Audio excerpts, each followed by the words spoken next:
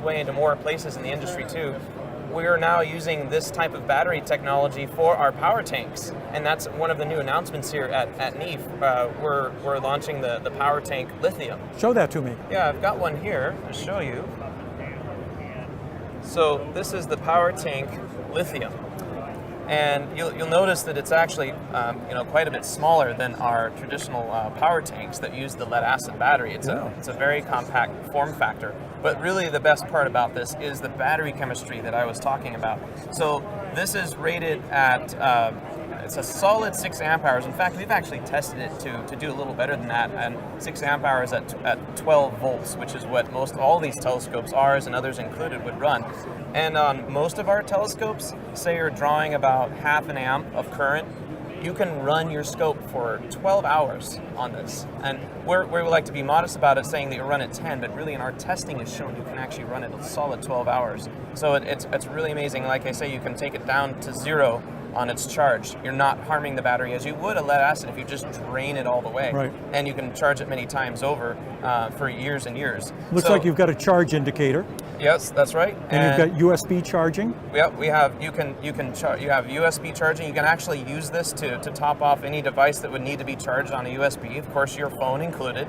Yep. The form factor too, not only smaller, but we have. You see the hang strap for this. Yep. You can kind of start to imagine how many ways you might mount this to your telescope, including the counterweight shaft. In fact, we have a belt strap for that too. You can mount it to your counterweight shaft. You can hang it from, if you've got a convenient spot on your tripod or an accessory tray. And now imagining this, actually, we'd love to do this on our CPC. We're going to be powering this at start parties. Put it on your fork arm on the CPC, and guess what? The power is going to be going from the power tank to the power port. There's no dangling cord wrap, or even you don't even have to think about it. So you can see how that form factor is coming into play. And this will absolutely outperform the traditional lead acid batteries. All right. And keep that in mind when you see the rating. If you see something that's rated at, say, 7 amp hours, that's generally like your best case scenario.